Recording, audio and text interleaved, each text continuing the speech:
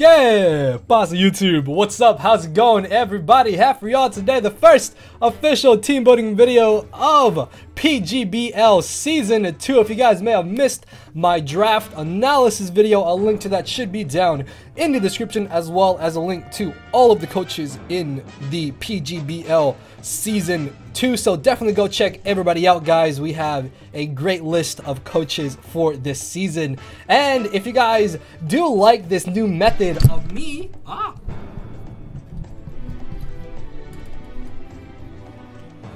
Anyways, if you guys do like this method of me doing team building videos, make sure to hit that like button down below. It does take a little bit more effort than just doing them on Showdown, so your support would be greatly appreciated. Tomorrow should be the official first upload and week 1 of PGBL Season 2. So I'll tell you guys right now, that first week match is going to be post-commentated because I always get the week 1 jitters, and I just felt like doing post-com for week 1 and not having to like think while live narrating. But don't worry, we will be doing live battles for the remainder of the PGBL battles. Just had to get rid of those week 1 nerves that if you saw week 1 of GBA D-League, you know, can definitely mess us up. So hopefully the nerves didn't get to us and we were able to have a good game. Either way though, again, if you guys do enjoy this, hit that like button down below. Answer the question of the day, but leave a comment down below letting me know what you think of this new method of team building and what you think about our matchup in general. So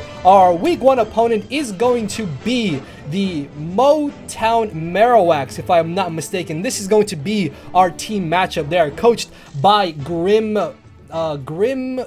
Marowak, I believe. I wanted to say Muck so badly, but yeah, they're coached by Grim Marowak. His channel link and stuff, of course, will be down below for you guys to go check out. So let's take a look at this team preview here. Now, obviously, I see the biggest threats on our opponent's side of the field are definitely going to be his dual ground types in Piloswine and Flygon, because they can safely come in here and spam Earthquake. However though, if he does bring Tapu Bulu, he may not want to go down that route of Earthquake spamming. Speaking of Tapu Bulu, it could potentially be very scary to switch into. His 2 Z-move mons are Tapu Bulu and Dragolgy, which is actually pretty interesting. Of course, as always, the top 6 Pokemon are mainly what I'm expecting my opponent to bring. Realistically, I am 90% sure he's going to want to bring Tapu Bulu, Keldeo, Cresselia, Mega Pidgeot, and Piloswine. Piloswine because it's his really only Stealth Rocker that can come to this game and reliably get up Stealth Rocks. I really don't feel like both of his fire types have a good matchup in this game. However though, if he were to bring one of his 2 fire types, Entei is definitely the one I would expect as opposed to Marowak. So I'm a little bit iffy if he is even going to bring any of his fire types. There's a chance that he could just bring Flygon as his 6th mon, but I'm very set on the first 5 potentially coming just because they have really good matchups. I honestly do not expect the Vikavolt or the Dragolgy, mainly because they both are hard walled by my Snorlax and they really can't safely break through Snorlax. And then even though yes, Vikavolt is a bug type, Calm Mind Necrozma can just set up all over that, and then Dragolgy is just weak to so many things on our team like Zygarde, Sneasel, and Necrozma to name a few. Then we can have Earthquake on Scolipede. If we bring that again, it can't really break through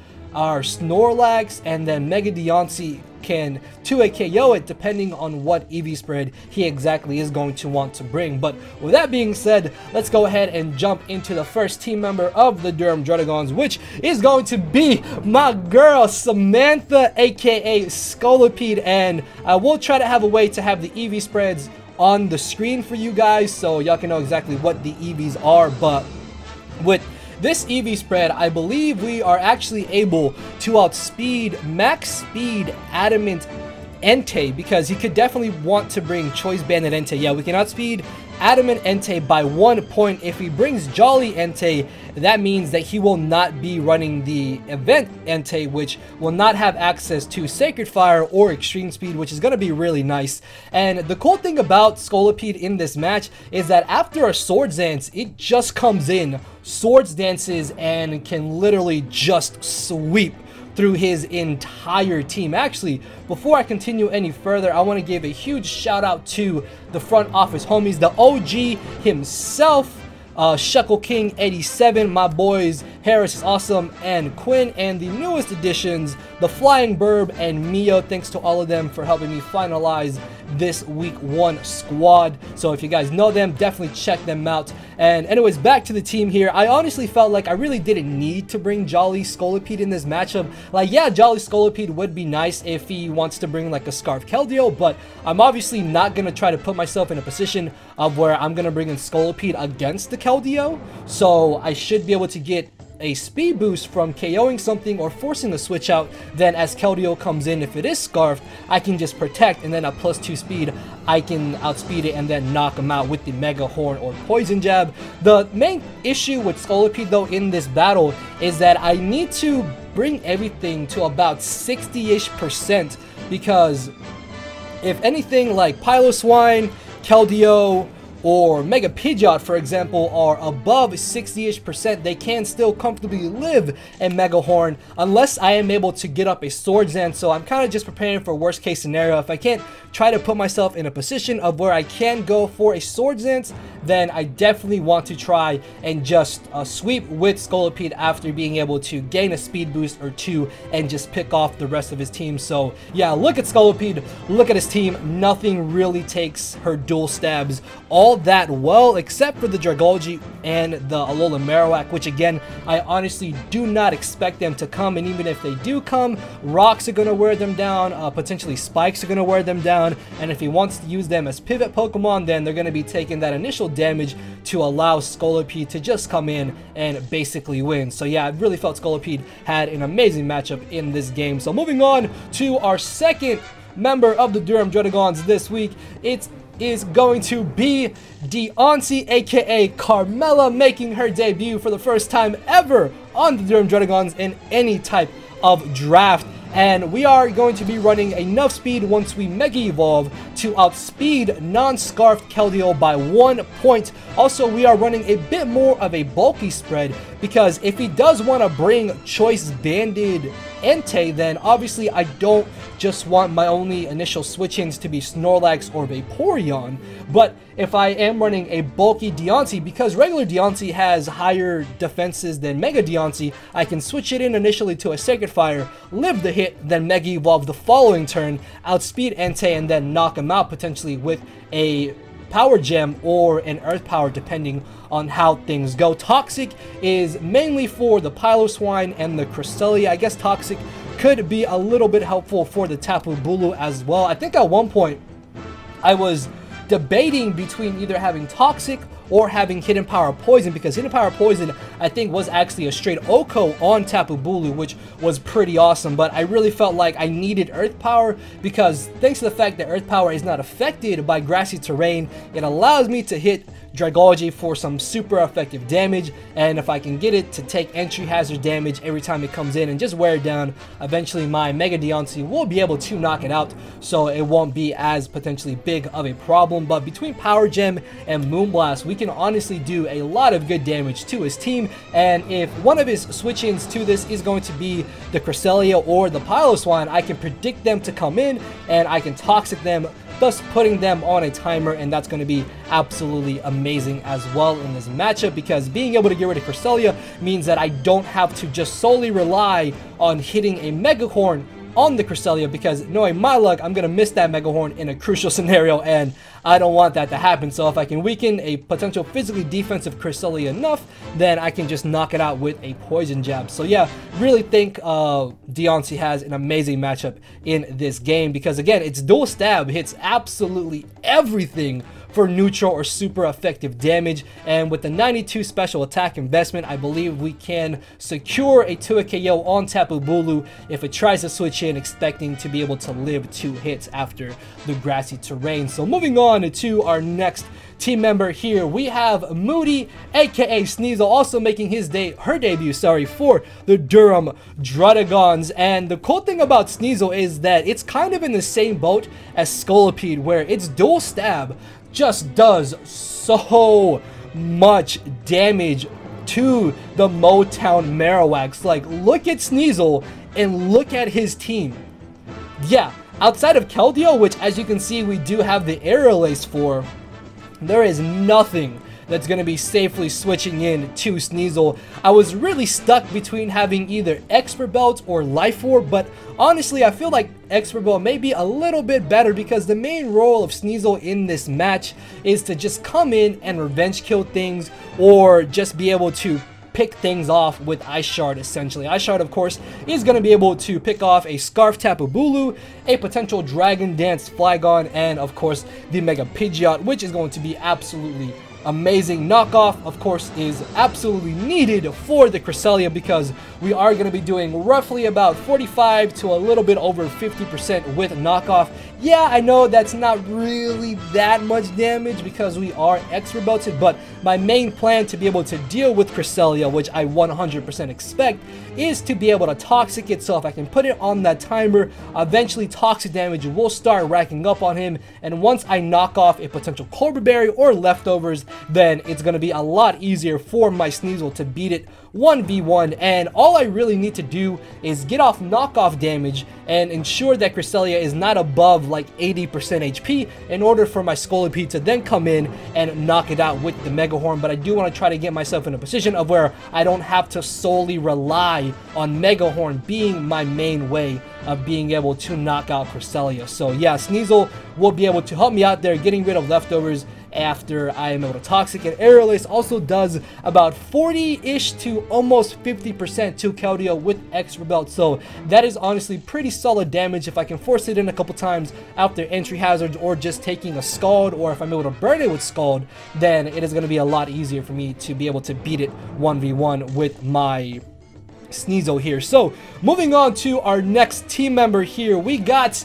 the ever so awesome Infernape. And the great thing about Infernape in this battle is that, as you can see from the EV spread, this is actually a very bulky Infernape. This Infernape is specifically EV'd to guarantee live any one hit from Adamant Choice Banded Tapu Bulu, which I think would be really worst case scenario in this match. At the same time though, if he does bring Banded Tapu Bulu, then that gives my Scolipede a free Swords Dance to just sweep late game, especially if he does not bring the Entei, or if I'm able to get rid of the Entei, which if it is a Banded Entei, then I can just protect against it and scout out to see what move it's going to lock itself into. So we are running max HP, max defense with a Jolly Nature. Thanks to this Jolly Nature, we outspeed Jolly Tapu Bulu by 1 point, and in return, after taking Wood Hammer recall damage with the Rocky Helmet damage recall, we can actually straight knock him out with the Flare Blitz. I believe Flare Blitz does a minimum of like 88%, and Rocky Helmet chip damage I believe is 16%. If you factor in the 6% from grassy terrain, we're doing 10% chip damage with the Rocky Helmet, and then as long as I don't get absolute minimum damage, we're gonna be able to knock him out, or he's gonna drop after he lives a hit and he tries to hit us with another Banded Wood Hammer. So yeah, that's kind of the idea behind that. We can also switch into Stomping Tantrum,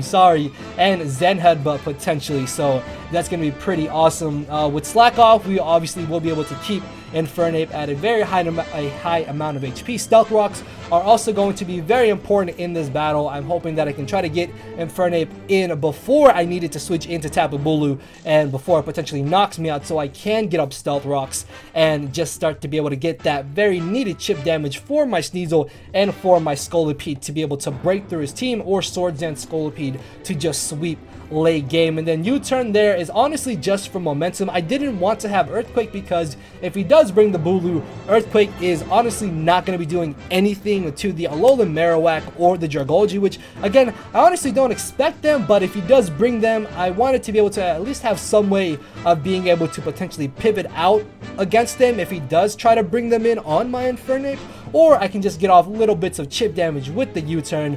I also thought about maybe having Stone Edge or close combat, but I think U-turn is really nice just to be able to gain some type of momentum in the long run of the battle. So yeah, really hoping that bulky Infernape puts in a lot of work, or is at least able to just keep that Tapu Bulu at bay from coming in and getting a free KO. So moving on to the 5th team member here, we got Triple H2O, the Vaporeon, which should be a male.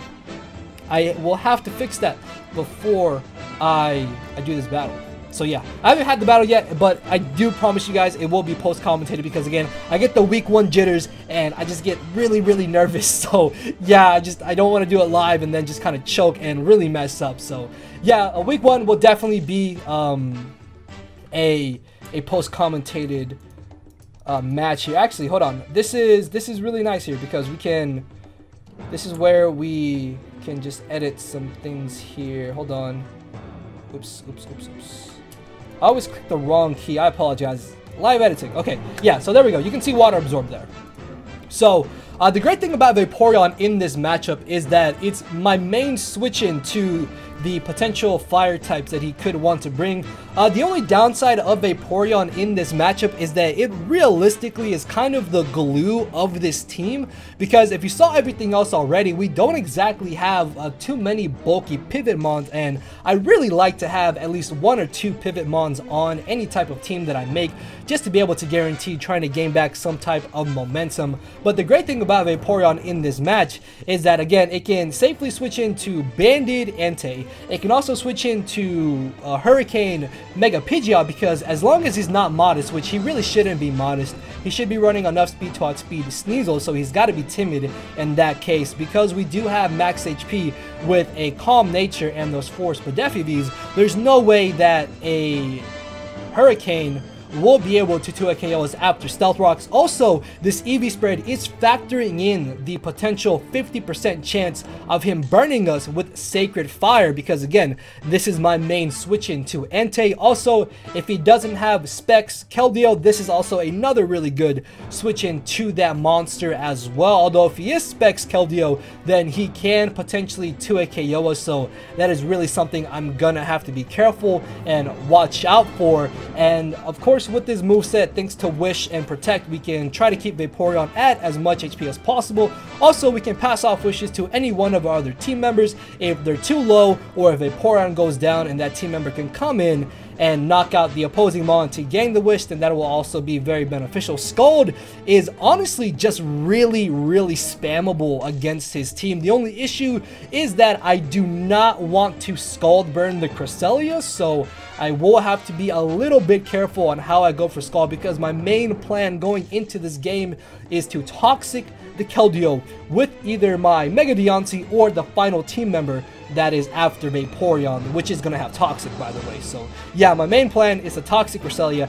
and if he does turn out to have like a sub-Calm Mind Keldeo or a sub-Calm Mind Cresselia, or just a Calm Mind Cresselia in general, then Roar is going to be really nice to be able to phase those 2 out. Another huge benefit of Roar is that I can phase his team around to rack up entry hazard damage, so that could be something that really comes in clutch if I need to just get off extra damage on something, so one of my offensive mons can then potentially knock it out. So yeah, really expecting Vaporeon to do a lot of work here. If anything, I can just save it as a pivot switch in and potentially sack fodder if it comes down to it. So moving on to the final team member of the Durham Druddigons for week 1 of season 2 of PGBL, we have Child's Play the Klefki making his return to the Durham Druddigons in his debut this week for the PGBL. So Klefki is running a mixed defensive spread, because with the 132 Spadef after Light Screen, there is no way that a Mega Pidgeot can OHKO us, because we can go for Light Screen, take 1 Heat Wave, and then take another Heat Wave after Leftovers, and especially after Grassy Terrain and Leftovers, so that's really nice. Also, Light Screen helps me to be able to live 2 potential Scarf Scald, not Scalds, but, well, Scald too, Scarf Scalds and Scarfed Hydro Pumps from Keldeo, and then if he specs, I can get up Light Screen so the rest of my team can take those hits better from the Keldeo as well. The physical defense EVs are just there along with the HP EVs to be able to allow us to have some pretty nice bulk. Also, this can be a one-time pivot switch in to Banded Tapu Bulu, so I will be able to at least have this as a backup if he's somehow able to get rid of my Infernape, or if my Infernape has taken too much prior damage, then I can try to sack off Klefki and maybe Toxic the Bulu or get up a layer of spikes, or I can force him out because he should be fearing me potentially having the Thunder Wave, because I was really torn between having either Toxic or Thunder Wave. I almost wanted to have both moves as opposed to Toxic, but realistically Spikes is going to be excellent just for the Dragalge, if anything, because Dragalge on paper to this team does kind of look a little bit annoying, but it's definitely manageable. But just being able to get off that extra bit of chip damage with the spikes on the Dragalge is going to be absolutely amazing. Plus, again, this is where Roar on Vaporeon is going to be so helpful, because we're going to be able to phase his team around, rack up that rocks and spikes damage, allowing allowing Sneasel and Scolipede to have a much easier time and just breaking his team and finishing it off with a Scolipede late game after a couple of speed boosts. And Play Rough is just really there for some type of offensive move, plus it does do decent-ish damage to the Dragalge. Another really big threat to this team actually is going to be Vikable, but honestly I do not expect Vikable whatsoever, because it can't realistically do entirely too much in this battle because of Mega Deontay and Snorlax alone. And outside of those two, while it could maybe be a little bit harder to switch into if he does bring it, as long as I'm able to get up rocks and I can potentially get up a light screen or just keep up offensive pressure and offensive momentum, it honestly should not be doing entirely too much damage. So I really don't expect Vikable, but if he does bring it, it could be a little bit of a nuisance, so I definitely have to be careful with that. But yeah guys, that is going to be our squad. Let me know what y'all think about it in the comment section below. Again, let me know what you guys think about this new method of doing team building videos. Of course, again, it is a little bit more tedious, but if you guys do want to see more of it, make sure to hit that like button down below. And with that being said, I'll see you all later today with a Wi-Fi battle, and tomorrow with week 1 of PGBL season 2. So with that being said, let's go Durham Druddigons to hopefully another championship, and I will see you all later today. So later everybody. No matter where you're at, I'm not here to make friends, it's time to attack and deplete your HP with a final smash. Don't make me turn around and pull a 6-foot hacks. 6 foot hacks. Yeah. 6 foot hacks. Yeah. 6 foot hacks.